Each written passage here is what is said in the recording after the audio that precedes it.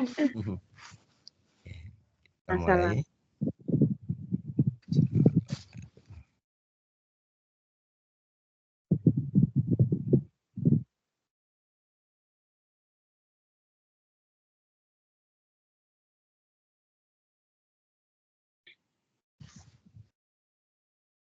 Baik, kita mulai. Bismillahirrahmanirrahim.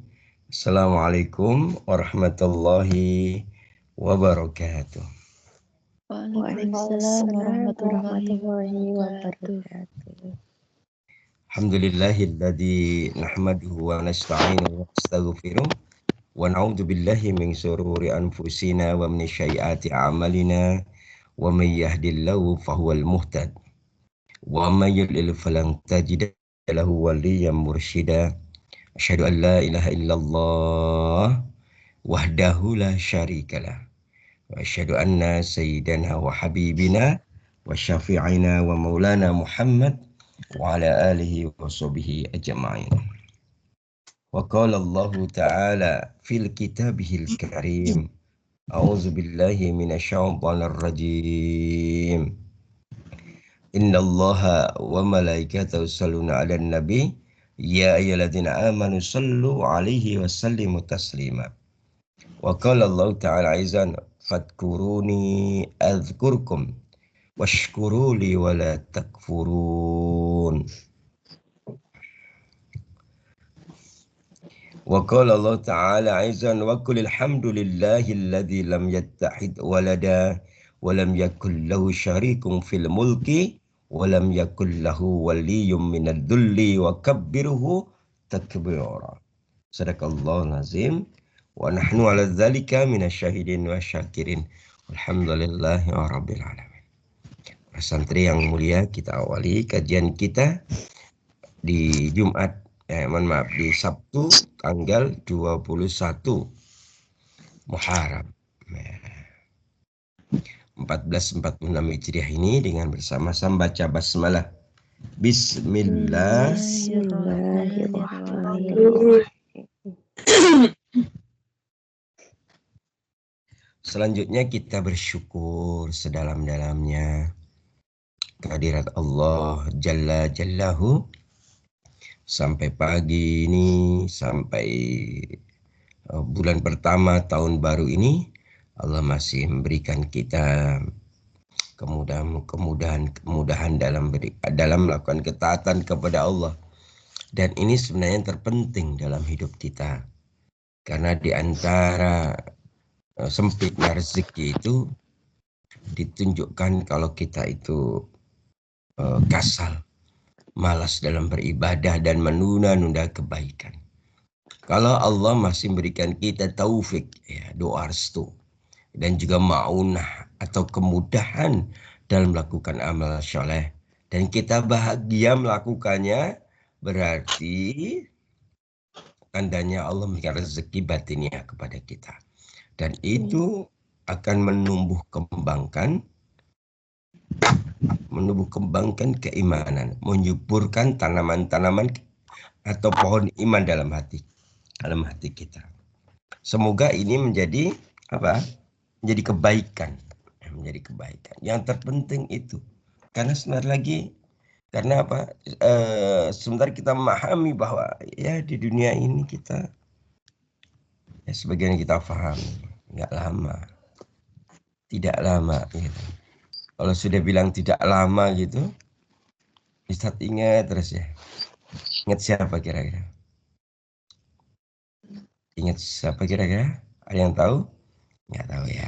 Ya. Ingat Qurrata Ayun ya. Ingat permata hatinya Ustaz ya. Siapa kira-kira? Syekh Ali. Iya. Mungkin kalau Panjangin masih ingat kemarin postingan Ustaz kemarin. Ya.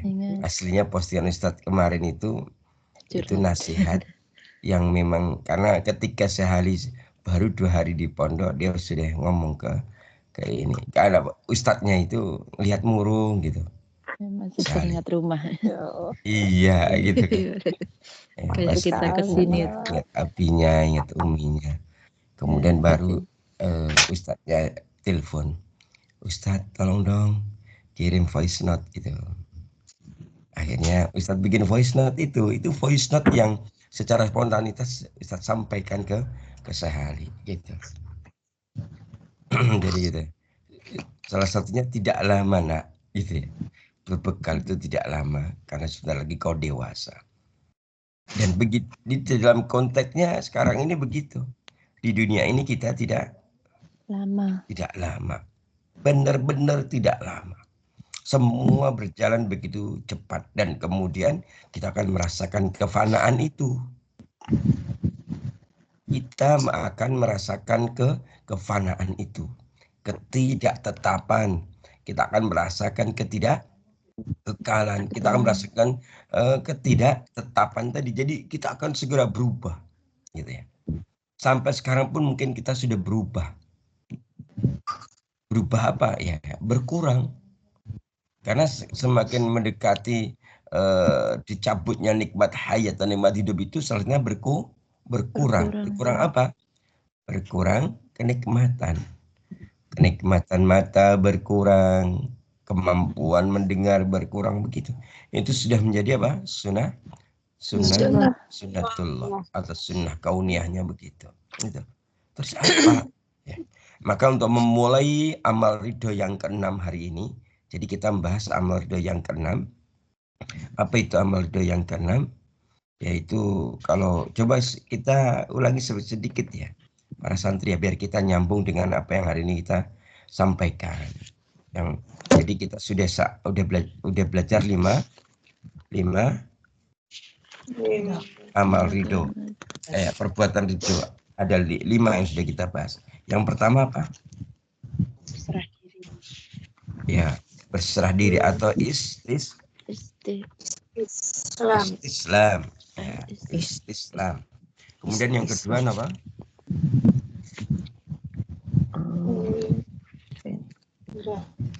Menggunakan pengaturan Allah. Ya, mengikuti pengaturan Allah dan meninggalkan pengaturan makhluk.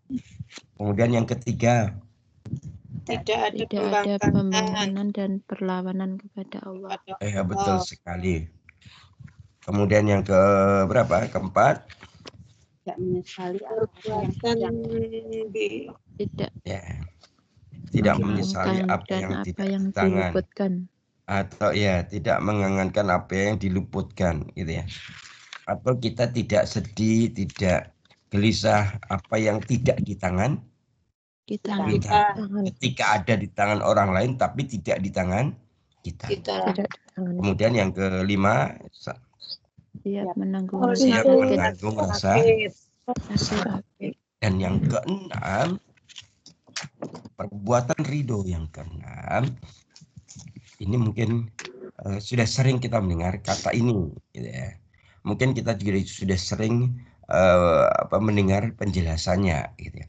Namun pada kali ini, pada perbuatan ridho yang keenam ini kita akan bahas pada perspektif atau cara pandang yang berbeda.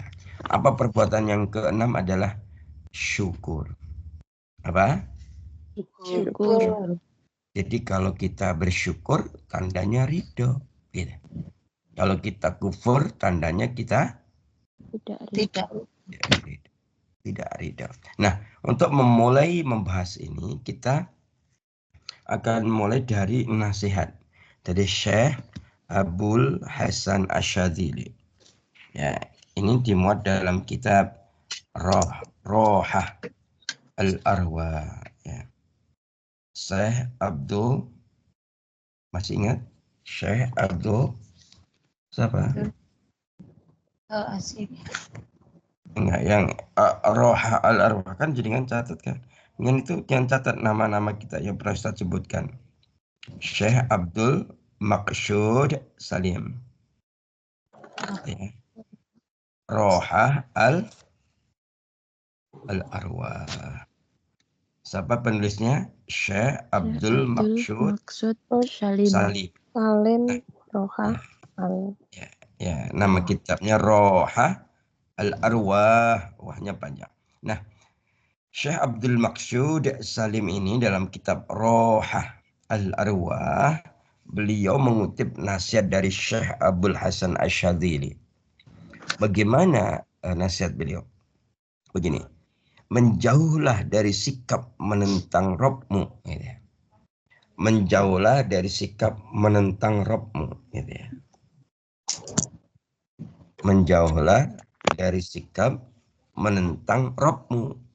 Niscaya kau akan menjadi ahli tauhid. Kalau menentang itu bahasa lainnya apa? Melanggar. Melawan ya. Bahasa lainnya apa? Atau lawannya apa? Lawannya ya menurut. Menurut ya. Oh, kirain tadi jenengan mau bilang tidak menentang. Oh, itu udah benar sih. Menentang ya menjauh dari sikap menentang kepada Rabbmu. Berarti taatlah Rabbmu, gitu ya. Taatlah Rabbmu. Ikuti perintah Rabbmu. Laksanakan apa yang jadi titah Rabbmu. Niscaya kau akan menjadi ahli tauhid.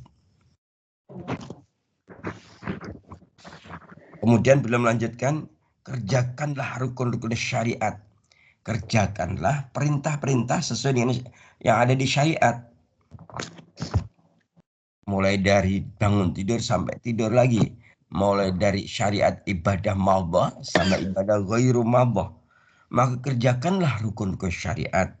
Niscaya kau akan menjadi ahli sunnah. Dan kumpulkanlah keduanya. Jadilah engkau ahli tauhid yang tidak menentang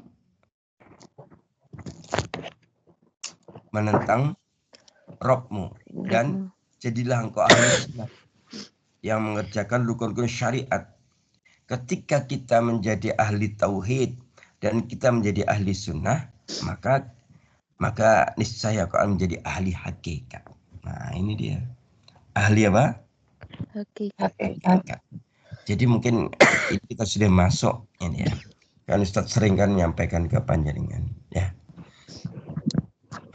Gitu ya. Jadi kalau sudah usia-usia 30 ke atas. Ya. Jadi kan batas dari pemuda itu ya, dewasa dan tua itu 35. Gitu ya. Maka kita harus mulai condong, lebih banyak condong ke kampung akhirat. Kalau sudah usia-usia itu kita lebih memperhatikan tentang bagaimana perjalanan kita menuju kepada Allah. Itu gimana sekarang? Aku posisiku itu jalan Allah itu di mana? Sudah on track atau belum? Sudah di jalan yang benar atau belum? Kalau bahasa nabinya apa? Syiratal mustaqim. Sudah berada di jalan yang lurus itu belum? Gitu. Kalau belum, segera berada di jalan itu dan melanjutkan perjalanan menuju Rabb. Namanya tadi apa? Perjalanan spiritual. Atau bahasa yang sering Ustadz sampaikan apa? Melakukan seorang salik yang melakukan suluk. Nah, asyaallah. Jadi senang kalau Ustadz. Kalau jenengan nyambung itu Ustadz. Seorang salik yang melakukan suluk. Gitu. Kita itu begitu.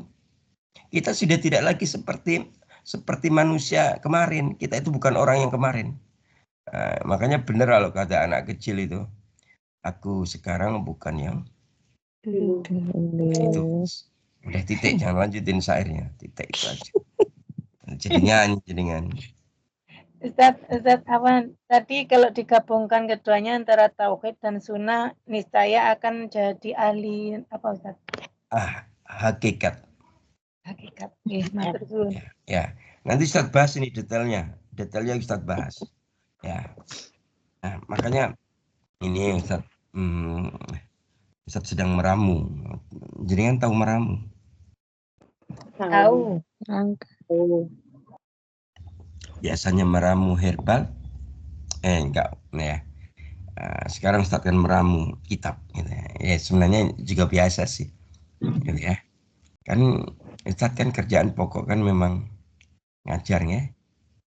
Ya, ngajar Quran, yang ngajar kitab, gitu kerjaan pokoknya. Ya. Kayak gitu. Kalau yang lain-lainnya sudah ada yang ngurusin. Gitu ya. Kita terimalah laporan. Gitu nggak? Nah, di depan Ustadz sekarang ini ada beberapa kitab. Yang ini kitab kaitannya dengan seorang saleh yang melakukan suluk. Ya. Nah, kalau sudah bicara itu, di antara kitab yang harus kita pelajari adalah kitabnya Syekh Abdul Qadir Jailani. Ini. Selama ini kan kita kan pahamnya atau sering mendengarnya hanya untuk tawasul, betul ya? Betul. Betul, mboten kan sering kalau Yasin tahlil gitu, ya saudara-saudara kita itu menyebut Syekh Abdul Qadir Jailani. Kan itu. Itu kan kalau namanya masa-masa kewalian, tahu dengan wali kewalian itu maksudnya masa-masa seorang wali itu kan Syekh Abdul Qadir Jailani, di atasnya seniornya namanya siapa?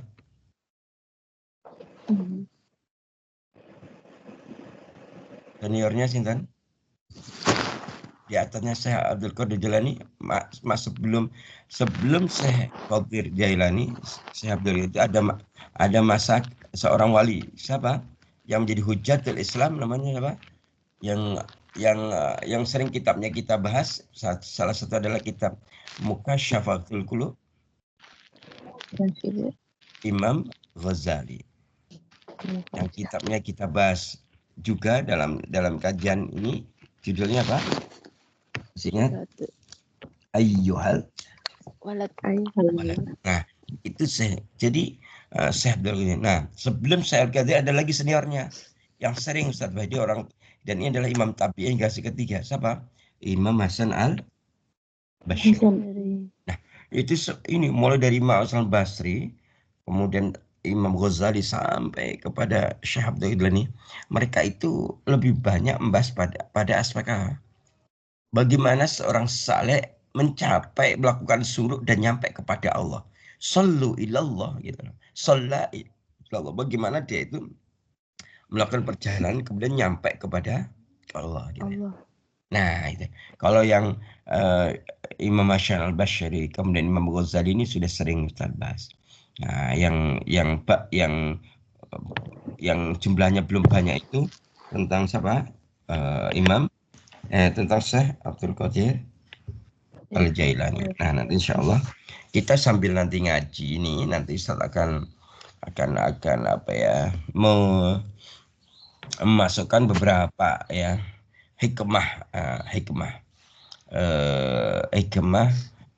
perjalanan ruhiyah ya, dari yang disampaikan oleh Syekh Abdul Qadir Jailani. Di antaranya ya nanti kita yang berapa kali Ustaz sampaikan, nanti kita mengambil dari kitab Futuh Al-Ghaib ya, Futuh Al-Ghaib. Kemudian nanti ada lagi kitab beliau ya, yaitu Al-Ghunyah li Talibit Thariq Al-Haq Azza wa Jalla. Kalau ini jalannya ini ya, jalannya ketaatan, jalan ibadah seorang saleh. Kemudian nanti ada lagi kita kitab Adab As-Sulu wal Tawasul ila Manazil Muluk ya. Nah, kalau itu kitab ketaatan, dan kemudian ada lagi yaitu kitab Jala Al-Khatir fil Batin waz Zahir ya. Sama ya, Syekh Abdul Qadir Jailani. Jadi kita sudah ke situ. Nah, sebenarnya itu semua agar kita menjadi ahli hakikat. Tidak sekedar kita itu beribadah selesai gitu ya. Kan target kita bagaimana kita menjadi ahli tauhid, kemudian menjadi ahli sunnah. Jika kita gabungkan dua-duanya, kita menjadi ahli hakikat. Ahli hakikat. Nah, ya kita bahas sekarang apa yang dimaksud itu gitu ya. Nah, kita bahas ya. Nah, kita bahas. Jadi begini, kita memulai membahas ini ya, kita akan memulai dari Al-Quran ya. Ya, kita mulai membahas dari Quran ya. Yaitu kalau panjangnya surat 17. Surat 17 itu surat apa? Al-Isra. Surat Al-Isra atau surat Bani Israel. Israel. Monggo dibuka semuanya. Surat Al-Isra atau Bani Israel, surat yang ke-17. Ayatnya ayat 20.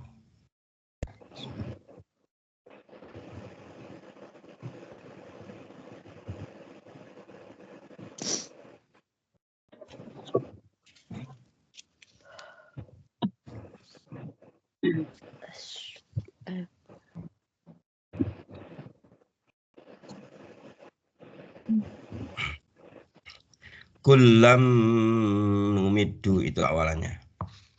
Iya.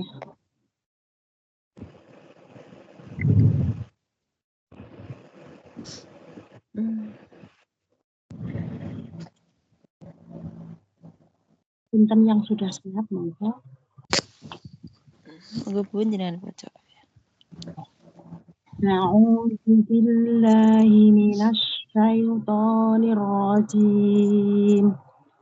Bismillahirrahmanirrahim. Kullan numiddu haula'i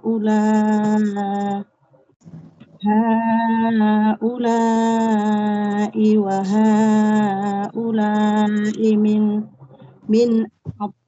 ata'i rabbik wa ma kana ata'u rabbika mahdzura.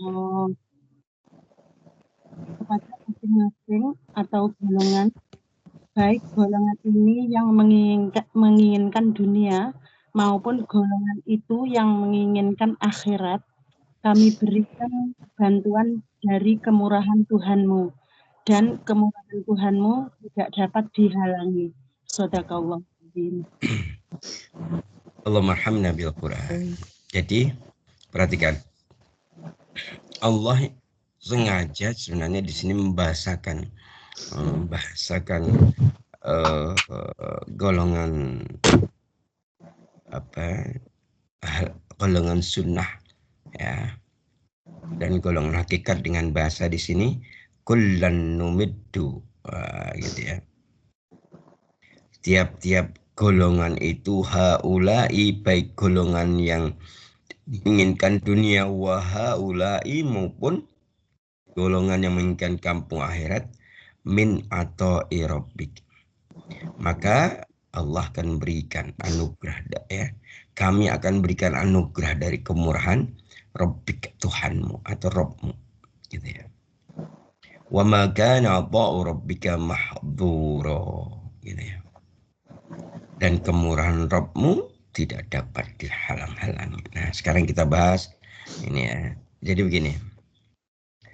Ini sebenarnya di sini dijelaskan bahwa Allah itu Maha memberi, atau bahasa lainnya sedangkan pembahasan kita, Allah itu punya nama dalam Asmaul Husna, yaitu apa? Asy-syukur. Asy-syakur. Syukur atau asy-syakur itu dalam Asmaul Husna. Apa artinya itu? Allah Maha berterima kasih. Artinya apa? Allah itu Maha membalas dengan cepat perbuatan seorang hamba yang sedang menjalankan perintahnya. Jadi kalau Allah sudah memberikan perintah, kemudian hamba itu kok melakukannya, maka Allah itu karena punya asy-syakur, punya nama asy-syukur, cepat sekali dibalasnya sebagai wujud Maha terima kasih yang dimiliki oleh Allah. Nah, jadi di dunia ini ada dua golongan. Yang pertama adalah haulai, yaitu ketika dia beramal soleh pengen mendapatkan balasannya di dunia. Tapi sebenarnya ini dalam konteks kebaikan. Contoh misalnya Nabi. Haulai, Nabi ini gimana contohnya? Ada yang tahu? Ini mohon maaf, ini golongan pertama yang menginginkan dunia, yang dimaksud bukan materialis ya. Bukan golongan orang yang hedonis, yang mencintai dunia, yang hubud dunia, bukan gitu. Tapi yang dimaksud adalah ketika dia beramal gitu ya, maka dia itu ingin mendapatkan balasan di dunia. Contohnya apa yang dilakukan oleh Nabi, yaitu pada saat perang Badar. Perang pertama kali yang dilakukan oleh Nabi. Jadi Nabi pada saat itu ketika di Jabal Badar, di Gunung Badar, itu jumlahnya cuma 330 dengan peralatan perang seadanya, dan Nabi menghadapi musuh yang jumlahnya 3 kali lipat dari jumlah sahabat, dan mereka semua adalah tentara perang dengan peralatan yang lengkap. Maka Nabi itu berdiri mengangkat tangan gitu, sampai menyampaikan kepada Allah, ya Rabbi, ya Tuhanku, sungguh jika engkau tidak kau menangkan kaum muslimin hari ini, maka setelah ini tidak akan ada lagi yang akan menyembahmu. Begitu. Sampai Nabi itu sempoyongan gitu ya, sampai serbannya itu melayang jatuh dan diambil oleh Jadi maksud balasan itu. Mungkin panjenengan pernah dengar dia cerita tentang tiga orang soleh ketika melakukan safar atau perjalanan, kemudian dia hendak beristirahat dan masuk ke dalam sebuah gua. Tiba-tiba pintu gua tertutup. Gitu ya. Nah, saat itulah kemudian dia bertawasul dengan amal soleh yang dilakukannya. Dia pengen, kalau saya pernah beramal soleh ini tolong dibalas sekarang ya Allah. Maksudnya dibalas di dunia, dalam hal ini tuh. Ketika dia menghadapi kesulitan itu. Maka ketika orang yang pertama menyampaikan, ya Allah dulu saya pernah beramal ini itu, maka bantulah, tolonglah dengan amal itu kau bukakan pintu. Wah, maka dibuka tapi belum bisa keluar. Orang kedua juga gitu, buka, belum bisa keluar. Baru orang ketiga berdoa yang sama dengan bertawasul ya, dengan wasilah amal yang pernah dia lakukan.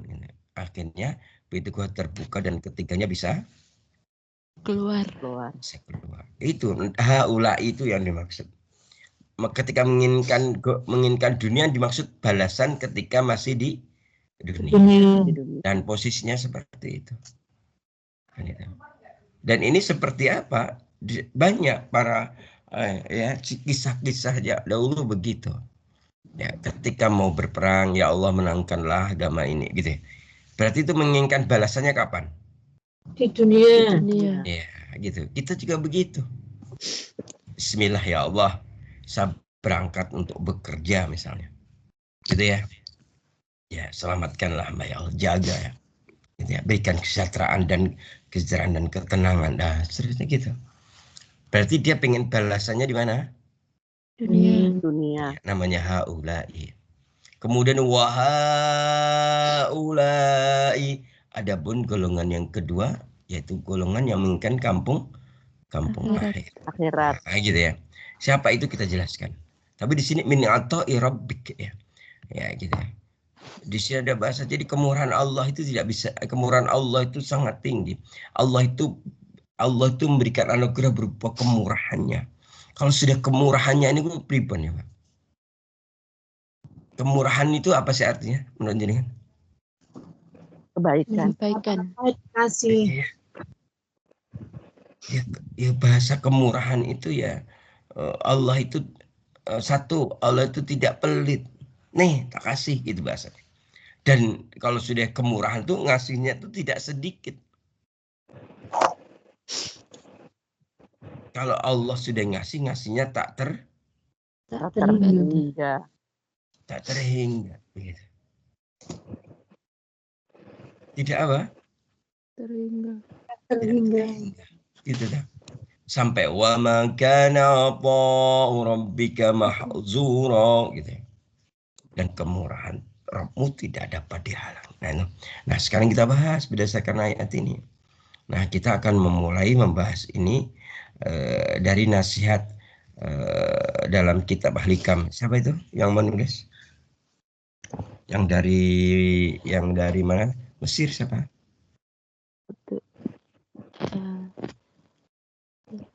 Ibnu Yang dari Athaillah Iskandariya. Al-Iskandari. Syekh Ibnu Athaillah Al-Iskandari. Ya. Jadi beliau menjelaskan berdasarkan surat apa tadi? Al-Isra ayat 20. Al-Isra ayat 20. Jadi dari surah ayat 20 ini beliau menjelaskan begini. Ada dua kelompok. Manusia berarti ini orang yang Beriman. Iman ya. Jenengan beriman boten. Insyaallah. Insyaallah. Beriman. Jenengan beriman boten. Beriman. Beriman. Nggih. Semua. Jadi kalau dalam Quran kan kita nggak boleh ngomong ya Allah aku beriman kepadamu, itu nggak boleh. Bolehnya ya Allah hamba muslim, hamba taat kepadamu gitu ya. Karena nilai iman itu nilainya yang bisa menetapkannya ini imannya, ini beriman enggak. Kalau ini beriman, ini imannya levelnya mana, itu yang bisa menetapkan adalah Rabb, Allah. itu Allah ya. Nah, ya, makanya ya ini kita buktikan pembuktian keimanan itu dengan alam ibadah seperti yang kita lakukan. Ya. Jadi Syekh Ibnu Athaillah Al-Iskandari, beliau menegaskan terkait dengan surat apa tadi? Al-Isra ayat 20 bahwa manusia itu dibagi menjadi dua kelompok, yaitu kelompok pertama, kelompok yang Allah tempatkan yang ditempati Allah untuk berkhidmat kepada Allah. Berkhidmat kepada Allah. Khidmat niku napa? Napa? Kurang jelas suaranya diulangi. Napa khidmat niku? Merungi Ustaz. Mengabdi atau melayani gitu kan. Kan orangnya khidmat ini mutarodibnya kita apa? Mutarodib khodimah itu orangnya ya. Jadi Allah itu menetapkan ada sekelompok orang yang Allah tetapkan sebagai Allah tetapkan untuk berkhidmat kepada Allah. Dan kelompok ini menurut sahabat Syekh Abdul Hasan Az-Zazali adalah kelompok orang yang tidak menentang atau menjauhi dari sikap menentang kepada Allah. Maka ini disebut ahli maaf. Kelompok yang berkhidmat ini kalau menurut Syekh Abdul Hasan Az-Zazali disebut kelompok yang mengerjakan rukun-rukun syariat. Yang melakukan rukun syariat tadi namanya apa? Ahli sunnah. Atau bahasa lainnya juga ahli syariat. Jadi sekali lagi dari ayat tadi sebenarnya Allah menempatkan ada dua kelompok. Pertama yang Allah tempatkan untuk berkhidmat kepada Allah. Dan kelompok ini ya kelompok yang pertama ini di antaranya kelompok ahli sunnah. Mohon maaf ini maksud kelompok ahli sunnah itu bukan nggak ada kaitannya dengan kata-kata ahli sunnah wal jamaah gitu ya. Beda, dalam konteks maknanya berbeda. Ahli sunnah itu orang yang berkhidmat kepada orang yang mengerjakan perintah Allah. Kalau berkhidmat itu Allah merintahkan apa kita melakukannya, Allah melarang apa kita meninggalkannya begitu loh. Dan itu ketetapan Allah gitu. Jadi ada orang yang Allah tetapkan jadi ahli syariat ibadah. Gitu.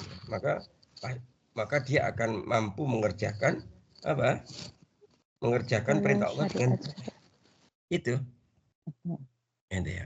Dan misalnya kok kita itu dalam keseharian kita kok dimudahkan gitu ya melakukan syariat Allah gitu. Bersyukurlah gitu ya. Kita berprasangkanya berarti Allah memilih kita untuk menjadi orang yang hamba yang berkhidmat kepada Allah. Gitu ya.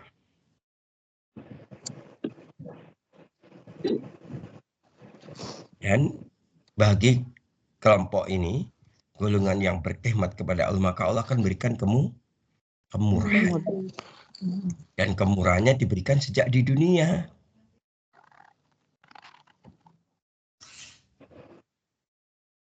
Gitu nggih. Kan kita itu melakukan ketaatan, Allah ngasih rezeki. Ngoten nggih? Rezeki itu kayak ya yang kita rasakan ketika hidup di dunia. Iya. Adapun kelompok yang kedua adalah kelompok yang Allah tempatkan untuk mencintainya. Nah, ini disebut dengan apa? Kalau udah mencintainya ini apa? Mulai dari ahli tauhid, kemudian ma'rifat, dan yang paling tinggi adalah ahli hakikat. Gitu ya. Ahli hakikat. Gitu ya. Mungkin jenengan kalau sudah sampai kepada pembahasan ini, ahli ma'rifat sampai hakikat ini, gitu ya. Ini seperti kalimat apa ya?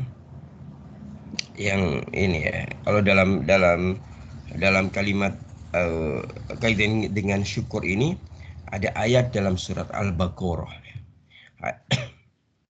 Al-Baqarah ayatnya 152.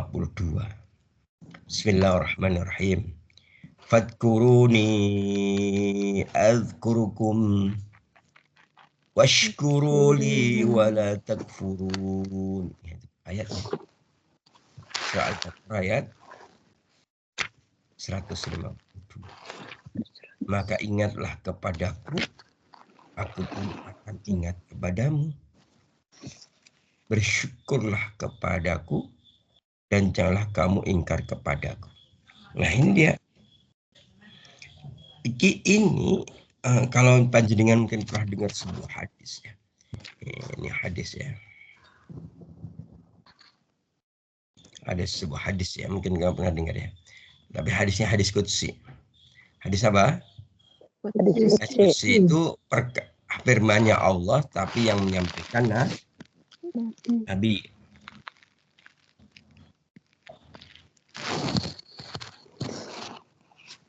Firman-Nya Allah yang menyampaikan Nabi. Maka Nabi Shallallahu Alaihi Wasallam gini.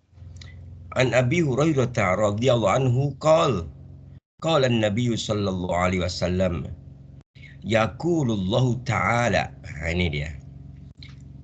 Dari Abu Hurairah radhiyallahu anhu berkata, qala an-Nabi Shallallahu Alaihi Wasallam, Rasulullah Shallallahu Alaihi Wasallam bersabda. Yaqulullahu ta'ala, Allah Ta'ala berfirman. Nah gitu ya, urutannya ngoten ya. Ana inda zanni abdi bi. Allah berfirman, aku, kata Allah, sesuai dengan persangkaan hambaku. Wa anna ma'ahu idza zakarani. Aku bersamanya ketika ia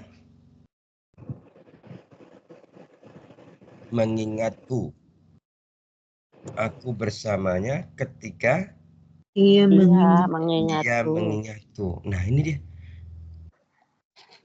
Jadi kan di makna al-ma'a itu pribon sebenarnya. Maksud bersama ini apa tak? Selalu bersama Allah.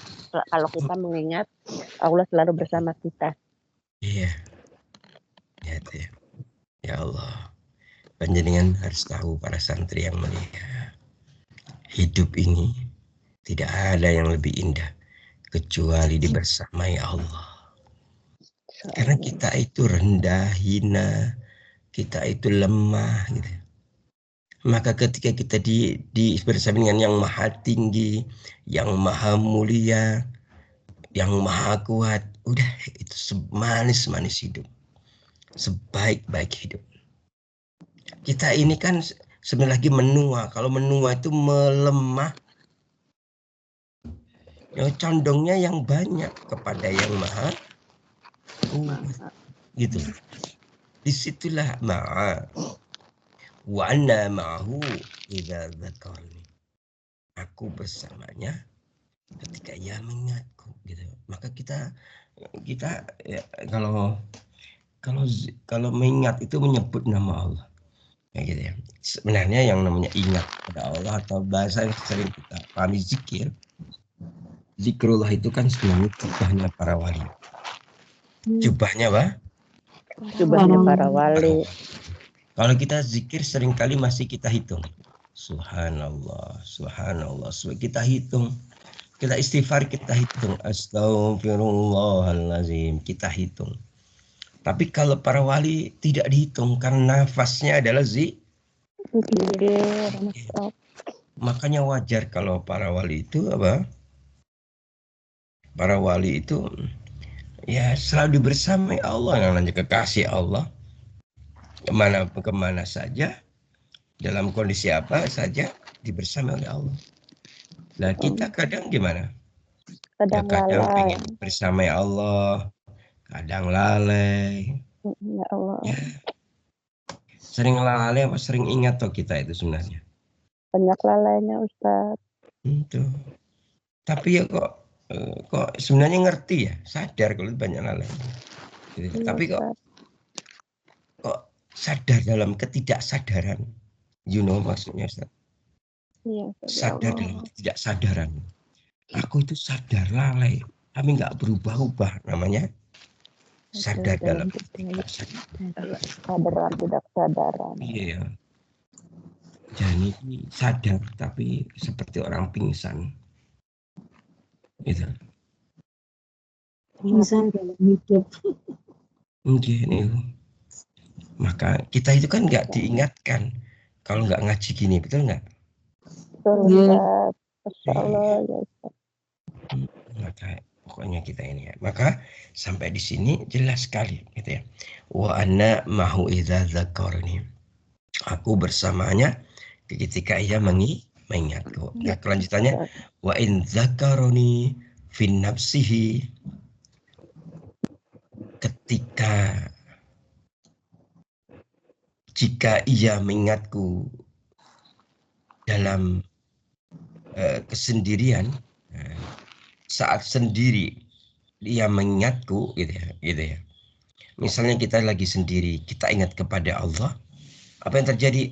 Zakartuhu fin nafsi.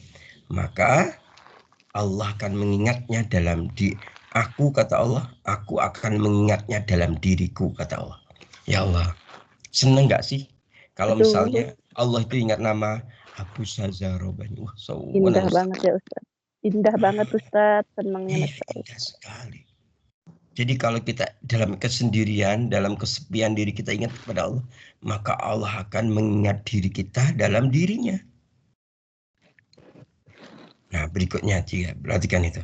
Wa in dzakarna fi mala'in dzakartuhu fi mala'in khairin minhum.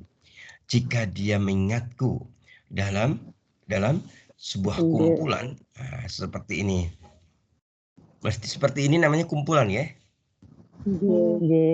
Kalau kita ingat kepada Allah seperti ini gitu ya. Maka zakartu fi mala'in khairin minhum. Maka aku akan mengingatnya di kumpulan yang baik daripada kumpulan itu, yaitu kumpulan para malaikat. Meskipun ya, kalau diri kita nama kita disebut di depan para malaikat itu. Tadi contohnya ya Allah menyebut nama Abu Sazarobani itu. Seneng nggak Ustadz Sauwan? Ustadz ngasih contoh dirinya sendiri ya bingung Ustadz mau ngasih contoh siapa? Iya betul aja. Iya Ustadz, nggak apa-apa ya.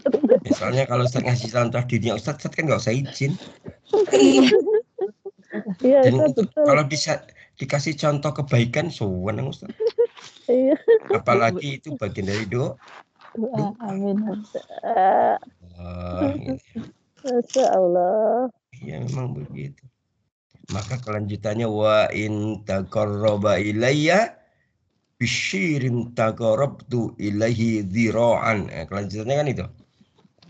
Jika ia mendekat kepadaku, kata Allah, sejengkal, taqarrabtu ilaihi dzira'an, maka aku, kata Allah, akan mendekat kepadanya sehasta. Ya Allah, gitu ya. Wa in taqarraba ilayya dzira'an, ketika ia mendekat kepadaku dengan sehasta, gitu ya. Maka apa yang terjadi?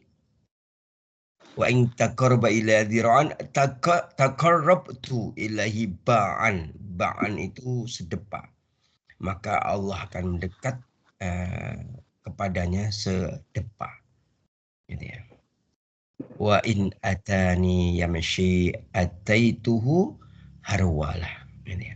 Jika ia datang kepadaku dengan berjalan, maka aku akan mendatangnya dengan berlari. Berlari. Hal ini ada dalam kitab hadis riwayat Bukhari dan ada juga dalam kitab hadis riwayat Muslim, dan ini sahih kedudukannya. Nah, kembali ke soal. Berarti yang disebut dengan ahli hakikat itu apa, Ustaz? Nah, ini dijelaskan kembali. Kalau tadi kan oleh siapa? Syekh Ibnu Athaillah Al-Askandari dalam kitab Al-Hikam. Nah, berikutnya kita buka, ada kitab namanya Syarah Al-Hikam. Syarah Al-Hikam berarti ada seorang ulama yang menulis syarah-syarah itu penjelasan. Mencoba menjelaskan isi dari kitab Al-Hikam, kitabnya Syekh Ibnu Athaillah. Ya, gitu ya.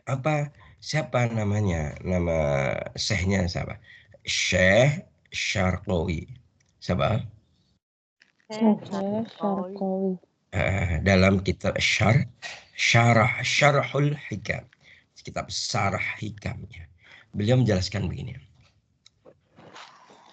Ketika Allah menempatkan ya, kan tadi manusia dibagi menjadi dua kelompok, gitu ya. Pertama kelompok ahli sunnah atau ahli syariat, yang kedua kelompok ahli hakikat. Ahli hakikat. Iya, kalau ahli syariat itu salah satunya dia salah satunya akan memohon balasan sebagian di dunia, gitu, untuk kebaikan. Kemudian kalau ahli hakikat, dia benar-benar ingin mendapatkan semua balasan di kampung akhirat.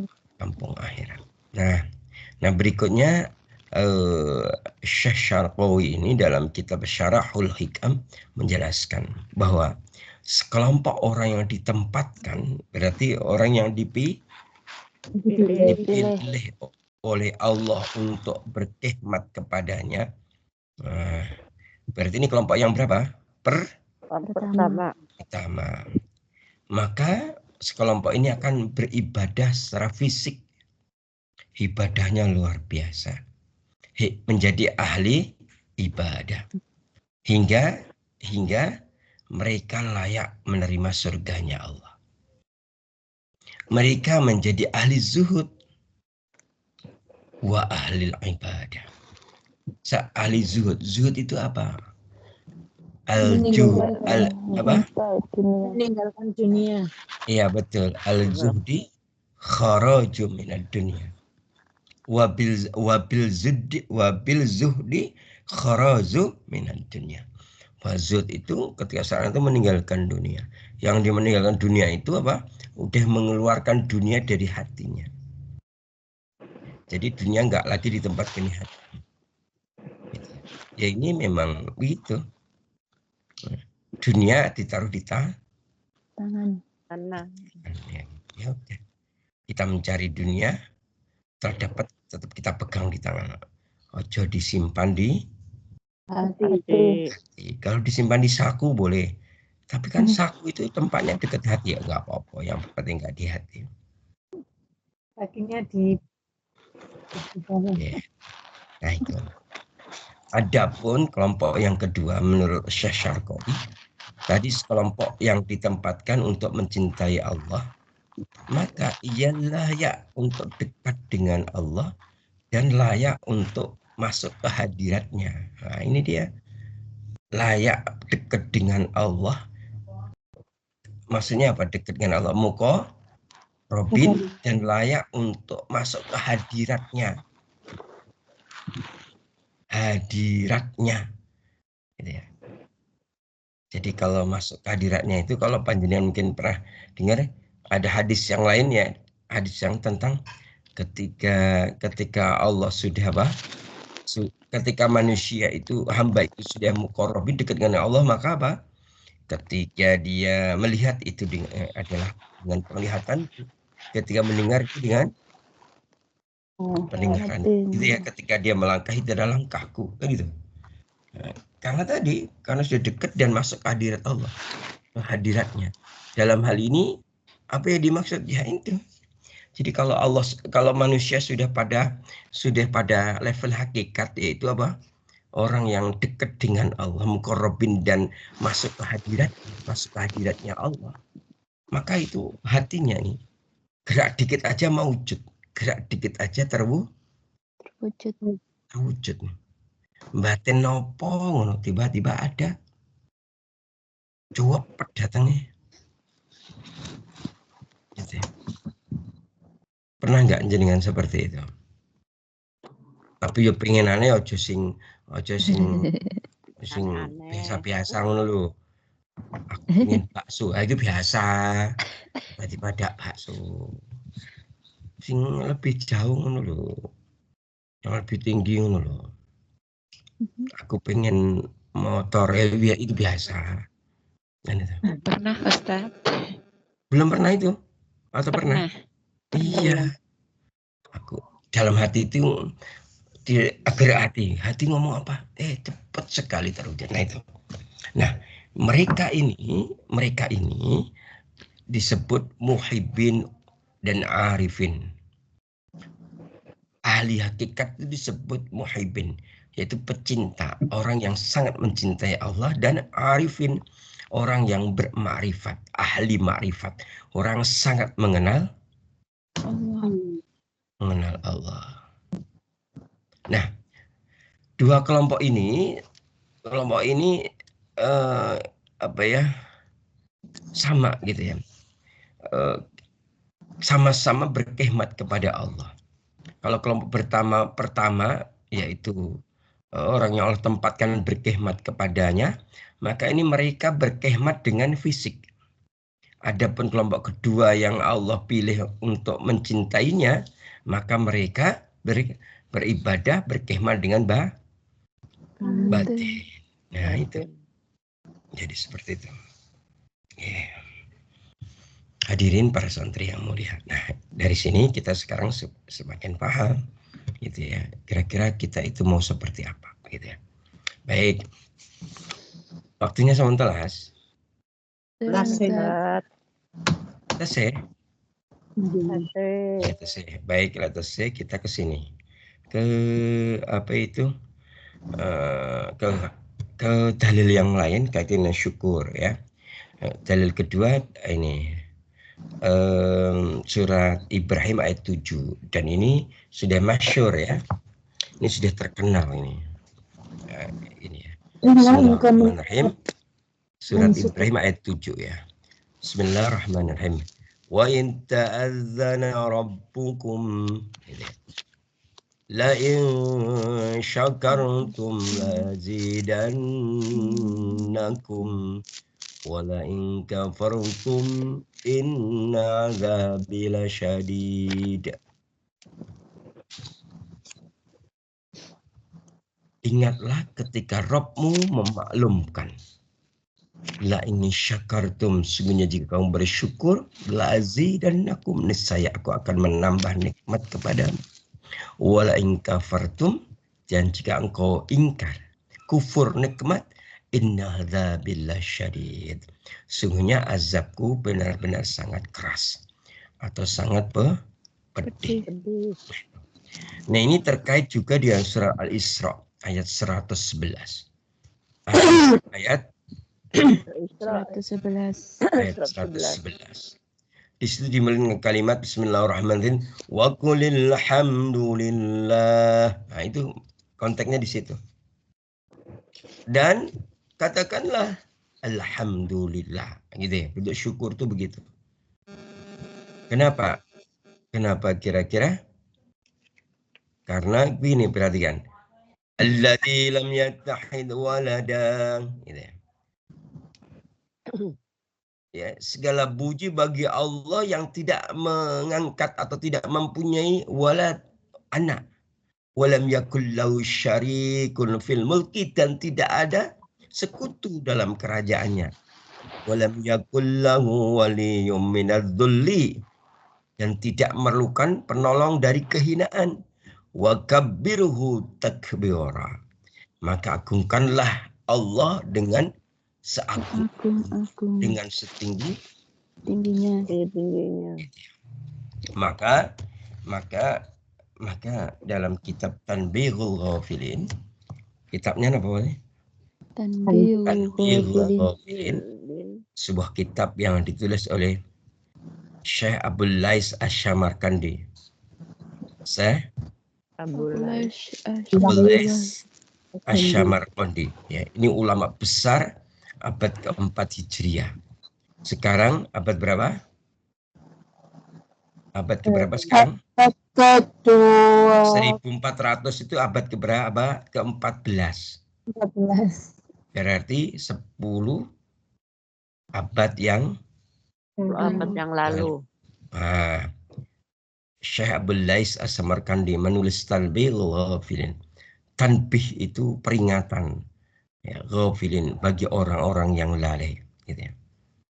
Nah, beliau dalam kitab ini, ya, beliau mengutip sebuah hadis dari Ibnu Abbas. Hadis dari siapa? Ibnu Abbas. Atau biasa kita kenal dengan Abdullah bin Abbas. Di mana Ibnu Abbas radhiyallahu anhu menuturkan bahwa Nabi sallallahu alaihi wasallam bersabda.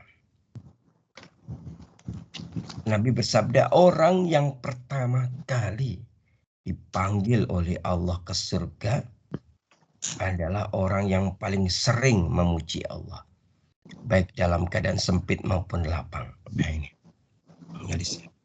Orang yang pertama kali dipanggil Allah ke surga, yang paling sering, paling kerap, ya, memuji Allah. Yang memuji Allah dengan alhamdulillah. Sebagaimana surat Al-Isra 111 tadi. Orang yang pertama kali dipanggil oleh Allah ke surga, orang yang paling sering atau kerap memuji Allah, baik dalam keadaan sempit maupun lapang. Apa-apa dia alhamdulillahirabbil alamin, astaghfirullahalazim, begitu. Apa-apa alhamdulillahirabbil alamin, astaghfirullahalazim. Dia itu sampai merasakan ke hati, sampai ke hati ngomongnya begitu. Insya Allah dia akan dipanggil Allah pertama kali di surga, insya Allah. Semoga kita termasuk di dalamnya. Amin.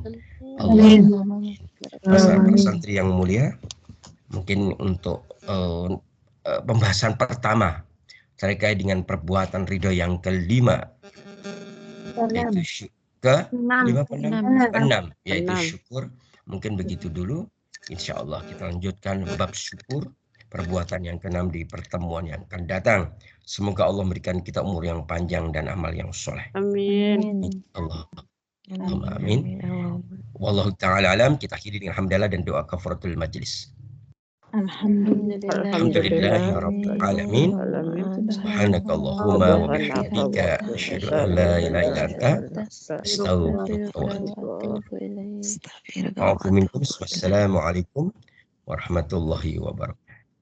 Waalaikumsalam warahmatullahi wabarakatuh. Terima kasih Ustaz.